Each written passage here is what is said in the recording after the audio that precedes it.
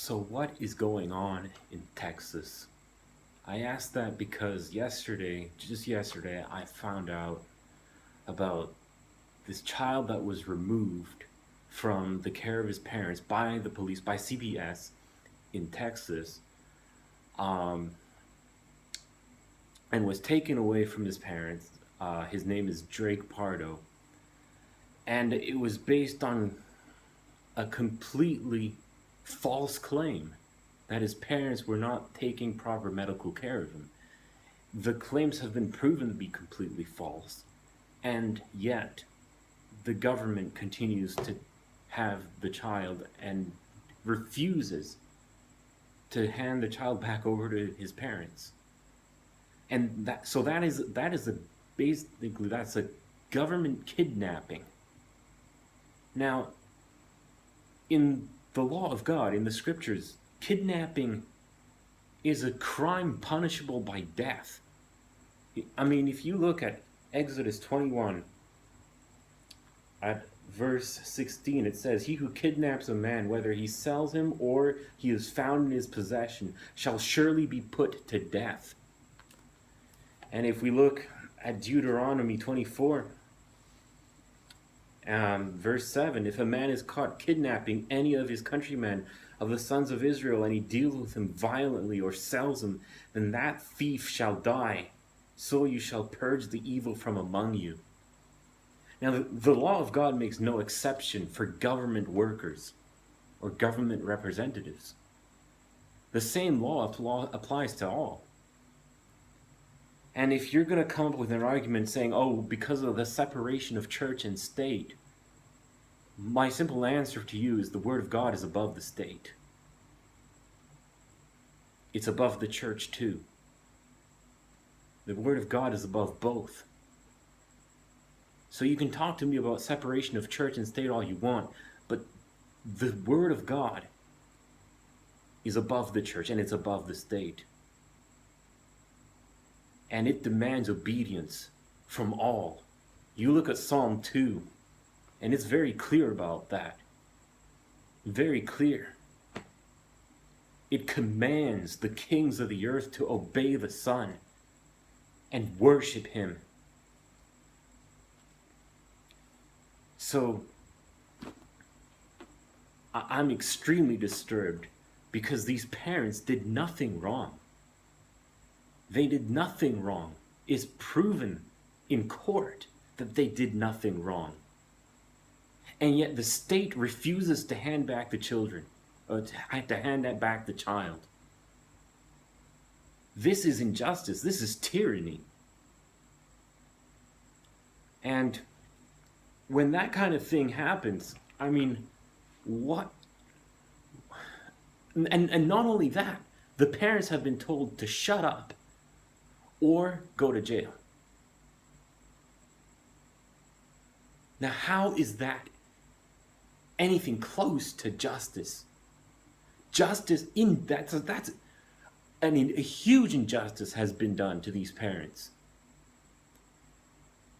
Now, the thing is, I can speak. I have not been threatened that way, at least not yet. And I figure, well, the least I can do is speak through a means where other people might hear. But there is also a website. I know that the Texas Homeschool Coalition has put up videos.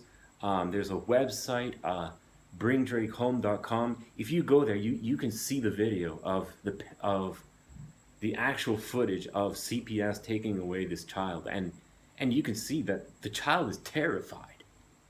He did not want to get into that police car without his dad.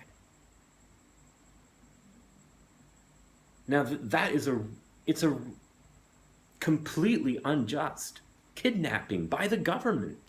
You would think this is something like communist China that would do something like this, but no, happened in the United States. You would think this is something that happened in Hitler's Germany. That's why if we do not speak out against these kind of things, we've already lost our most foundational freedoms in both Canada and the United States. The right to life, when legalize the murder of the most vulnerable, the unborn, when there's a certain class of human beings that the state decides it's okay to kill, every other right goes with it.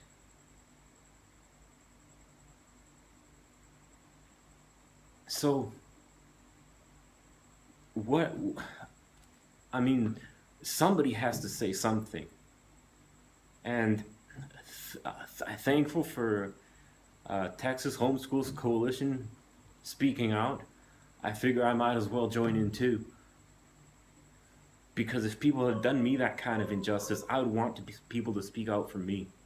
I grieve for the parents and for the child who's clearly traumatized by this experience. Speak out. We need to. This is not the only case where this has happened.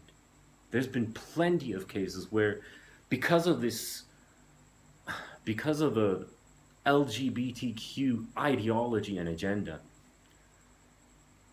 parents who have told their children that no, it's not okay to change your gender. It's impossible to change your gender, really, if you're going to be realistic. Parents who tell their children that can have their children removed from them. I mean, you have that kind of law in Toronto. I mean, and the Canadians should know better. I mean, it was not that long ago that the Canadian government stole Aboriginal children, okay, and took them to government schools and separated them from their parents. And when Prime Minister Stephen Harper was Prime Minister, he gave a formal apology on behalf of the government, but unfortunately, the government of Canada does not seem to have learned anything, because they're now doing exactly the same thing. Exactly the same thing. So, I don't understand why. If this had been anybody else doing this, anyone else, they would not have gotten away with it. They would be in jail. But if a government representative does this, somehow they get a lesser penalty. Why?